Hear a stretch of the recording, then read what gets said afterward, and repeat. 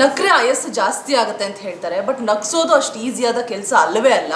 So ನಗ್ಸೋರು ಒಂದು ರೀತಿಯಾಗಿ ಹೇಗಾಗ್ಬಿಟ್ಟಿದ್ದಾರೆ ಅಂದರೆ ಬೆರಳೆಣಿಕೆಯಷ್ಟು ಆಗೋಗ್ಬಿಟ್ಟಿದ್ದಾರೆ. ಆ ನಗುವಿನ ಹಿಂದೆ ಸಾಕಷ್ಟು ನೋವಿನ ಕಥೆಗಳಿರುತ್ತೆ ಅಂತ ನಮ್ಗೆ ಎಷ್ಟೋ ಜನಕ್ಕೆ ಗೊತ್ತೇ ಇರೋದಿಲ್ಲ. ಯಾಕೆ ಈ ಎಕ್ಸ್ಪ್ಲನೇಷನ್ ಕೊಡ್ತಾ ಇದ್ದೀನಿ ಅಂದರೆ, ರಕ್ಕಸಪುರದೋಳ್ ಸಿನಿಮಾದಲ್ಲಿ ಅತ್ಯದ್ಭುತವಾದಂತಹ ಕಾಮಿಡಿನ ಮಾಡಿ ನಮ್ಮೆಲ್ಲರೂ ಕೂಡ ಹೊಟ್ಟೆ ಹುಣ್ಣಾಕ್ಸುವಂತೆ ನಗ್ಸ್ತಾರೆ ಅನ್ನುವಂತಹ ಭರವಸೆ ನಂಗಂತೂ ಇದೆ. ಸಿದ್ದು ಮಂಡ್ಯ ನನ್ನ ಜೊತೆಗಿದ್ದಾರೆ, ಬನ್ನಿ ಅವರ ಕಾರ್ಯಕ್ರಮಕ್ಕೆ ವೆಲ್ಕಮ್ ಮಾಡೋಣ. ಸರ್ ಹಾಯ್, ಹೆಲೋ, ಹೇಗಿದ್ದೀರಾ? ಚೆನ್ನಾಗಿದೆ, ನಮಸ್ಕಾರ. ನೀವು ಹೇಗಿದ್ದೀರಾ? ನಮಸ್ತೆ, ನಾನು ಸೂಪರ್ ಆಗಿದ್ದೀನಿ. ನಾನು ಮೊದಲೇ ಹೇಳಿಬಿಟ್ಟೆ, ನಗ್ಸೋದು ದಟ್ ಈಸ್ ನಾಟ್ ಈಸಿ ಅಂತ.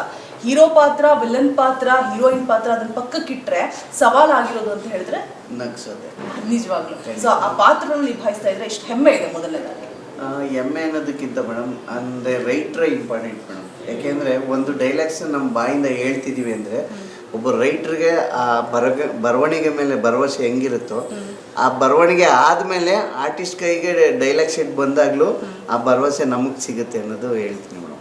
ಓಕೆ, ನಗ್ಸಿ ಎಲ್ಲರ ಆಯಸ್ಸನ್ನು ಜಾಸ್ತಿ ಮಾಡ್ತೀರಾ. ಯಾವ ಡಾಕ್ಟರ್ ಹತ್ರ ಹೋದ್ರೂ ಸಿಗೋಲ್ಲ ಮೆಡಿಸಿನ್ ಇದು ನಗು ಅನ್ನುವಂಥದ್ದು. ಖಂಡಿತವಾಗ್ಲೂ ಮೇಡಮ್, ನಗು ಅನ್ನೋದು ಯಾರು ಸೊತ್ತು ಅಲ್ಲ, ಸ್ವಯರ್ಜಿತ. ಯಾರು ಬೇಕಾದ್ರೂ ನಗಾಡ್ಬೋದು, ಯಾವ ವಿಡಿಯೋ ಬೇಕಂದ್ರೆ ಅದು ನಗಾಡ್ಬೋದು.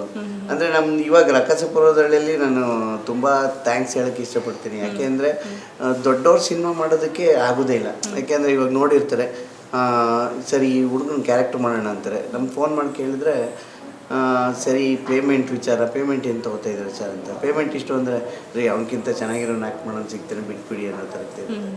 ಬಟ್ ಏನಂದರೆ ರಕ್ಕಸಪುರದವಳು ನನಗೆ ಕ್ಯಾರೆಕ್ಟರ್ ಸಿಕ್ಕಿರೋದೇನೆಂದರೆ ನಮ್ಮ ರಕ್ಷಿತಾ ಮೇಡಮ್ ಕಡೆಯಿಂದ. ರಕ್ಷಿತಾ ಮೇಡಮು ಪ್ರೇಮ್ ಸರ್ನ ಕರೆದು ಈ ವಿಡಿಯೋ ನೋಡಿ ಚೆನ್ನಾಗಿದೆ, ತುಂಬ ಚೆನ್ನಾಗಿದೆ, ಬಟ್ ಅದ್ಭುತವಾಗಿದೆ, ಕಾಮಿಡಿ ಸಖತ್ ಪಂಚ್ ಮಾಡ್ತಾರೆ ಇವರು ಅಂಥೇಳಿ ರವಿ ಸಾರಂಗ ಸರ್ಗೆ ಅವ್ರ ಕತೆ ಹೇಳಿದಾಗ ಮೇಡಮ್ಗೂ ಕೂಡ ಸರ್ಗೂ ಕೂಡ ಗೌರವ್ ಮತ್ತು ನಮ್ಮ ಪ್ರೆಸ್ ಮೀಟಲ್ಲಿ ಹೇಳಿದರು. ರಕ್ಕಸಪುರದೊಳ್ ಮುಹೂರ್ತದಲ್ಲಿ ಸ್ಟೇಜ್ ಮೇಲೆ ಹೇಳಿದರು. ನಾನು ಇವರಿಬ್ರದ್ದು ಟಿ ವಿಲಿ ಇಲ್ಲ ಸಾರಿ ಯೂಟ್ಯೂಬಲ್ಲಿ ನೋಡಿದ್ದೀನಿ. ಇವರಿಬ್ಬರು ಸಖತ್ ಕಾಮಿಡಿ ಮಾಡ್ತಾರೆ. ರವಿಗೆ ಹೇಳಿದೆ, ನನ್ನ ಕತೆ ಕೇಳಿದಾಗ ಇವರಿಬ್ಬರು ಆಫೀಸಿಗೆ ಕರೆಸಿ ಮಾಡ್ತಾರೆ ಇವರು ಅಂತ. ನಿಜವಾಗ್ಲೂ ಪ್ರೇಮ್ ಸರ್ಗೆ ಮತ್ತು ರಕ್ಷಿತಾ ಮೇಡಮ್ಗೆ ಥ್ಯಾಂಕ್ಸ್ ಹೇಳ್ತೀನಿ. ಅದಾದಮೇಲೆ ನಮಗೆ ಮಾತಾಡೋಕ್ಕೆ ಡೈಲಾಗ್ಸ್ ಡೆಲಿವರಿ ಅಂತ ಹೇಳಿದ್ನಲ್ಲ, ನಮ್ಮ ಗಾಂಧಿ ಅಣ್ಣಂಗೆ ಥ್ಯಾಂಕ್ಸ್ ಹೇಳ್ತೀನಿ. ಯಾಕೆಂದರೆ ಗಾಂಧಿ ಅಣ್ಣ ಒಂಥರ ಇಳಿಸಿದ್ದಣ ಹಿಂಗೆ ಮಾಡ್ಬೇಕು ಹಂಗೆ ಮಾಡಬೇಕು ಅಂತ ತುಂಬ ಸೆಟ್ಟಲ್ಲಿ ಹೇಳ್ಕೊಡ್ತಿದ್ರು. ನಾನು ಈ ಸಿನಿಮಾ ನನಗೆ ಸಿಕ್ಕಿರೋದು ತುಂಬ ಖುಷಿ ವಿಚಾರ. ಹಾಗೆ ಏನಂದರೆ ಆ ಸೆಟ್ಟಲ್ಲಿ ಎಲ್ಲರೂ ಇವರೇನೋ ಹೀರೋ, ಇವರು ಕಾಮಿಡಿಯನು, ಇವರು ಆ ಥರ ಏನಿಲ್ಲ. ಎಲ್ಲ ಸೆಟ್ಟಲ್ಲಿ ಒಂದೇ ತಾಯಿ ಮಕ್ಕಳ ಥರ ಕೆಲಸ ಮಾಡ್ತಿದ್ದು, ಅದೊಂದು ಖುಷಿ ಆಗುತ್ತೆ. ಇದು 30ನೇ ತಾರೀಕು ಇವಾಗ 2 ಸಿನಿಮಾ ರಿಲೀಸ್ ಆಗಿದೆ. 6ನೇ ತಾರೀಕು ಫೆಬ್ರವರಿ 6ನೇ ತಾರೀಕು ನಮ್ಮ ರಕ್ಕಸಪುರದೊಳಗೆ ಬರ್ತಿದ್ದೀವಿ. ಖಂಡಿತವಾಗ್ಲೂ ಇಷ್ಟು ದಿನ ನನ್ನ ಯೂಟ್ಯೂಬಲ್ಲಿ ಹೆಂಗೆ ಸಪೋರ್ಟ್ ಮಾಡ್ಕೊಂಡು ಬಂದಿದ್ದೀರೋ ಹಾಗೆ ನಮ್ಮ ರಕ್ಕಸಪುರದೊಳಗೆ ಕೂಡ ಸಪೋರ್ಟ್ ಮಾಡಿ ಅಂತ ಕೇಳ್ತೀನಿ.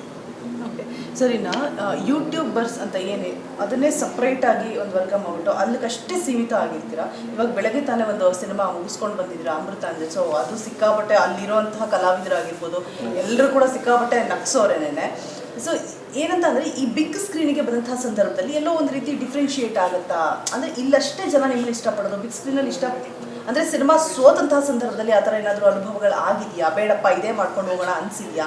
ಬಿಕಾಸ್ ಯಾಕೆ ನಾನು ಈ ಪ್ರಶ್ನೆ ಕೇಳ್ತಿದ್ದೀನಿ ಅಂತ ಹೇಳಿದ್ರೆ, ನೆಗೆಟಿವ್ ಅಂತ ಹೇಳಿದ್ರೆ ಥಿಯೇಟ್ರಿಗೆ ಬಂದು ಸಿನಿಮಾ ನೋಡೋರ ಸಂಖ್ಯೆನೇ ಕಮ್ಮಿ ಆಗೋಗಿದೆ. ಎಲ್ಲ OTT ಯೂಟ್ಯೂಬ್ಗೆ ಫಿಕ್ಸ್ ಆಗಿಬಿಟ್ಟಿದ್ದಾರೆ. ಖಂಡಿತ ಮೇಡಮ್. ಯಾಕೆ ಥಿಯೇಟ್ರಿಗೆ ಜನ ಬರ್ತಿಲ್ಲ ಅಂದರೆ ಈ ಪೈರಿಸಿ ವಿಡಿಯೋ ಮೇಡಮ್. ಇವತ್ತು ನಮ್ದು ಅಮೃತ ಅಂತ ಸಿನಿಮಾ ರಿಲೀಸ್ ಆಗಿದೆ, ಸೀಟ್ ಎಡ್ಜ್ ಅಂತ ಸಿನಿಮಾ ರಿಲೀಸ್ ಆಗಿದೆ. ನೀವೆಲ್ಲಾದರೂ ಹೋದರೆ ನಿಜವಾಗ್ಲೂ ಮೊಬೈಲ್ ಓಪನ್ ಮಾಡಿದ್ರೆ ಆ ಲಿಂಕ್ ಬಂದಿರುತ್ತೆ, ಪೈರಿಸಿ ವಿಡಿಯೋ ಲಿಂಕು. ಬಟ್ ಏನಂದರೆ ನಮ್ಮ ಜನ ಇಲ್ಲೇ ಕೈ ಸಿಗ್ತಿದೆಯಲ್ಲ ಅಲ್ಲಿ ಗಂಟ ಏನಕ್ಕೆ ಹೋಗ್ಬೇಕು ಅಂತ ಹೇಳ್ತಿರ್ತಾರೆ. ಆ ಥಿಯೇಟ್ರಲ್ಲಿ ಅಲ್ಲಿ ನಗು ಎಷ್ಟು ಜನ ನಗ್ತಿರ್ತಾರೆ, ಎಷ್ಟು ಜನ ಕ್ಲಾಪ್ಸ್ ಮಾಡ್ತಿರ್ತಾರೆ, ಅದನ್ನೆಲ್ಲ ಅನುಭವಿಸೋಕ್ಕೆ ಸಾಧ್ಯನೇ ಇಲ್ಲ ಪೈರಸಿ ವಿಡಿಯೋದಲ್ಲಿ. ನಾನೇ ನನ್ನ ಹೋಮ್ ಥಿಯೇಟ್ರಲ್ಲಿ ಹಾಕೊಂಡು ನೋಡಬೇಕು, ಖುಷಿ ಪಡ್ಬೇಕು ಅಷ್ಟೇ. ಬಿಟ್ಟರೆ ಅಷ್ಟು ಸೀಟು ಒಂದು 600-700 ಸೀಟ್ ಇರುತ್ತೆ ಒಂದು ಸಿನಿಮಾ ಥಿಯೇಟ್ರಲ್ಲಿ.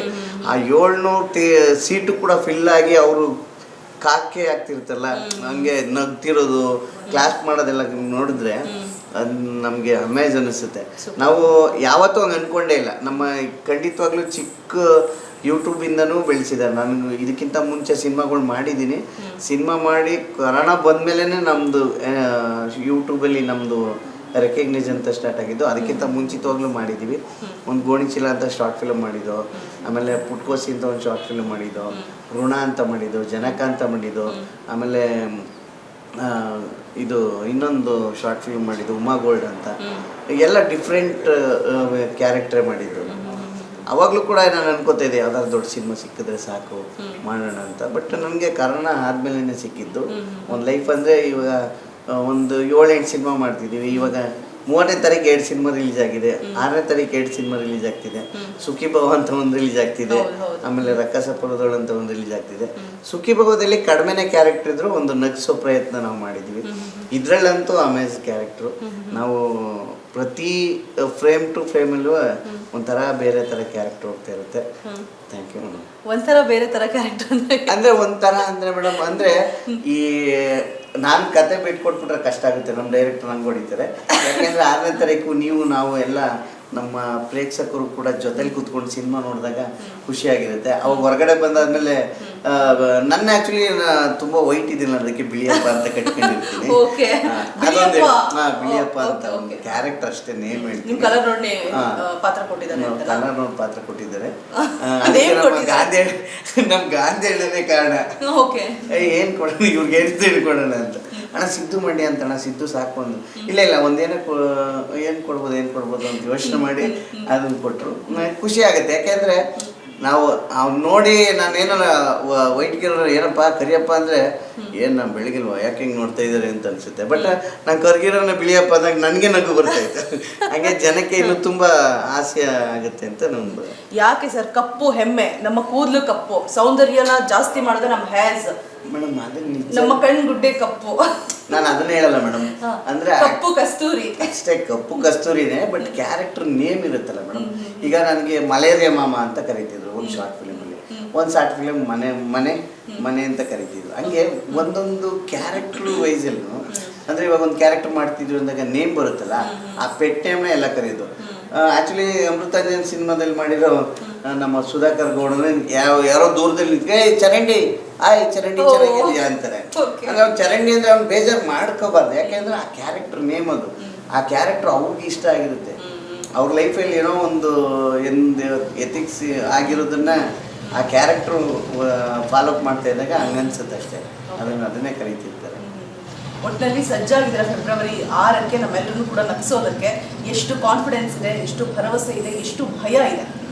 ಬಿಕಾಸ್ ನೀವು ಈಗ ಆಲ್ರೆಡಿ ಬ್ಯುಸಿ ಆಗಿಬಿಟ್ಟಿದ್ದೀರಾ, ಬ್ಯಾಕ್ ಟು ಬ್ಯಾಕ್ ಸಿನಿಮಾಗಳು ರಿಲೀಸ್ ಆಗ್ತಾ ಇದೆ ನಿಮ್ಮದು. ಹೌದು ಮೇಡಮ್, ಭಯ ಅನ್ನೋದೇನಿಲ್ಲ ಮೇಡಮ್. ನಮ್ಮದು ಏನಂದರೆ ನಮ್ಮ ಕನ್ನಡ ಇಂಡಸ್ಟ್ರಿ ಒಂದೇನೆಂದರೆ ನಿರ್ದೇಶಕರು, ಆಮೇಲೆ ರೈಟ್ರು, ಪ್ರೊಡ್ಯೂಸರ್ಸು, ಇವ್ರು 3 ಜನ ಒಂದು ಒಳ್ಳೆ ಕೋಆರ್ಡಿನೇಷನ್ ಇರುವಾಗ ಆ ಸಿನಿಮಾ ಗೆಲ್ಲುತ್ತೆ.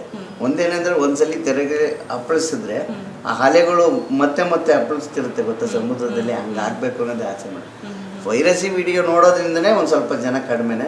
ಬಟ್ ಇವತ್ತು ಕೂಡ ಅಮೃತಾಂಜನಲ್ಲಿ ತುಂಬ ಒಳ್ಳೆಯ ರಿವ್ಯೂಸ್ ಬರ್ತಿದೆ. ಹಾಗೆ ನಮ್ಮ ರಕ್ಕಸಪುರದಲ್ಲೂ ಬರುತ್ತೆ ಅನ್ನೋ ಒಂದು ನಂಬಿಕೆ ನಮಗಿದೆ ಮೇಡಮ್. Okay, super. ಇನ್ನು ಅಮೃತಾಂಜನ್ ಅಂದಾಗ ನನಗೆ ನೆನಪಾಯ್ತು, ಈ ವೇದಿಕೆಯಲ್ಲಿ ಅದನ್ನು ಕೇಳಬೇಕೋ ಬೇಡವೋ ಗೊತ್ತಿಲ್ಲ ನನಗೆ. ಪ್ಲೀಸ್. ಯಶ್ ಅವರು ಸಪೋರ್ಟ್ ಮಾಡಿದ್ದಾರೆ ಮಾಡಿದ್ದಾರೆ ಮೇಡಮ್. ಯಾಕೆಂದರೆ ಇವಾಗ ಜಯಣ್ಣ ಭೋಗೇಂದ್ರ ಸರ್ ನಮ್ಮ ಡಿಸ್ಟ್ರಿಬ್ಯೂಟರ್ ಆಗಿರೋದ್ರಿಂದ ಒಂದು ಥಿಯೇಟರ್ ಸೆಟಪಿಂಗ್ ಆಗಿರ್ಬೋದು, ಅಂದರೆ ಥಿಯೇಟರ್ ಸೆಟ್ ಮಾಡೋದಾಗಿರ್ಬೋದು, ಒಂದು ಪ್ರಮೋಷನ್ ಆಗಿರ್ಬೋದು, ಅದೆಲ್ಲ ತುಂಬ ಚೆನ್ನಾಗಿ ಮಾಡ್ತಿದ್ದಾರೆ. ಬಟ್ ಇದು ಇವಾಗ ಮಾಡಿರೋದಕ್ಕಿಂತ ನನಗೆ ಒಂದು 20 ದಿನ ಹಿಂದೆಯಿಂದ ಮಾಡಿದರೆ ಇನ್ನೂ ತುಂಬ ರೆಸ್ಪಾನ್ಸ್ ಚೆನ್ನಾಗಿರ್ತಿತ್ತು ಅಂತ ನನ್ನ ಭಾವನೆ. Okay, super. ಅಂದರೂ ಅಷ್ಟು ಬ್ಯುಸಿ ಸ್ಕೆಡ್ಯೂಲಲ್ಲೂ ಒಂದು ಹೊಸಬರ ಸಿನಿಮಾಗೆ ಸಪೋರ್ಟ್ ಮಾಡ್ತಾ ಇದ್ದಾರಲ್ಲ, ಅದಕ್ಕೆ ಏನು ಹೇಳಕ್ಕೆ ಇಷ್ಟಪಡ್ತೀರಾ? ಎಲ್ಲ ಕನ್ನಡ ಜನತೆಗೆ ಥ್ಯಾಂಕ್ಸ್ ಹೇಳ್ತೀನಿ ಮೇಡಮ್. ಯಾಕೆಂದರೆ ಸಿನಿಮಾ ಥಿಯೇಟ್ರಿಗೆ ಆಡಿಯನ್ಸ್ ಬರೋದೇ ಕಷ್ಟ ಆಗಿದೆ. ಆದರೆ ಇವತ್ತು ನಮ್ಮ ಸಿನಿಮಾನ ನೋಡಿ ನಕ್ಕಿ ಚಪ್ಪಾಳೆ ಹೊಡಿತಿದ್ದಾರೆ ಅಂದರೆ ಅವ್ರಿಗೆಲ್ಲ ಥ್ಯಾಂಕ್ಸ್ ಹೇಳ್ತೀನಿ. ಅಲ್ಲ, ಎಷ್ಟು ಸರ್ ಪೋಸ್ಟ್ ಹಾಕಿ ನಿಮಗೆ ಸಪೋರ್ಟ್ ಮಾಡಿದಾರಲ್ವ, ಅಷ್ಟು ಬ್ಯುಸಿ, ಇವಾಗ ಟಾಕ್ಸಿಕಲ್ ಸಿಕ್ಕಾಪಟ್ಟೆ ಬ್ಯುಸಿ ಇದ್ದಾರೆ ಅಂತದ್ರಲ್ಲಿ ಹೊಸಬರು ಸಿನಿಮಾಗೆ ಅವ್ರು ಸಪೋರ್ಟ್ ಮಾಡಿದ್ರೆ ತುಂಬ ಖುಷಿ ಆಗ್ತಿದೆ ಮೇಡಮ್ ನನಗೂ ಕೂಡ. ಯಾಕೆಂದರೆ ಯಾಕಪ್ಪ ಆಗ್ತಾರೆ ಅಂತ ಕೇಳೋಕ್ಕೂ ಆಗಲ್ಲ. ಯಾಕೆಂದರೆ ಅದೊಂದು ಅವ್ರ ಅಭಿಮಾನ. ಈಗ ನಾನು ನನ್ನ ಸ್ಟೇಟಸ್ ಹಾಕೋತೀನಿ ಅಂದರೆ ಅದು ನನಗೆ ಇಷ್ಟ ಆಗಬೇಕು. ನನ್ನ ಮನಸ್ಸಿಗೆ ಅದನ್ನ ಇಷ್ಟ ಆಯಿತು ಅಂದಾಗ ಅದನ್ನ ಹಾಕೋಕ್ಕೆ ಸಾಧ್ಯ. ನಾನು ಯಾಕೆ ನಮ್ಮ ಪ್ರೇಮ್ ಸರ್ ಬಗ್ಗೆ, ನಮ್ಮ ರವಿ ಸಾರಂಗಿ ಸರ್ ಬಗ್ಗೆ ಮಾತಾಡ್ತೀನಿ ಅಂದರೆ ನಮಗೆ ಚಿಕ್ಕ ಸಿನಿಮಾನೇ ಮಾಡ್ಕೊಂಡ್ಬರ್ತಿದ್ದೆ. ಒಂದು ದೊಡ್ಡ ಸಿನಿಮಾದಲ್ಲಿ ನಾನು ಪುನೀತ್ ರಾಜ್ಕುಮಾರ್ ಸರ್ ಜೊತೆ ಮಾಡಬೇಕು, ಆಮೇಲೆ ನಮ್ಮ ದರ್ಶನ್ ಸರ್ ಜೊತೆ ಮಾಡಬೇಕು ಅನ್ನೋ ಆಸೆ ಇತ್ತು ಅವಾಗ.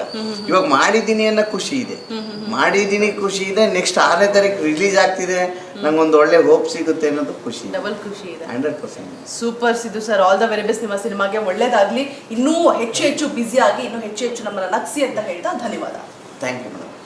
ಇದಿಷ್ಟು ಸಿದ್ದು ಮಂಡ್ಯ ಅವರ ಮಾತಾಡಿತು ಅಂತ ಹೇಳ್ತಾ ಕ್ಯಾಮ್ರಾ ಪರ್ಸನ್ ನವಾಜ್ ಜೊತೆ ರೋಜಾ ಮನು ಪಾಟೀಲ್, ಅಶ್ವವೇಗ, ನ್ಯೂಸ್ ಬೆಂಗಳೂರು.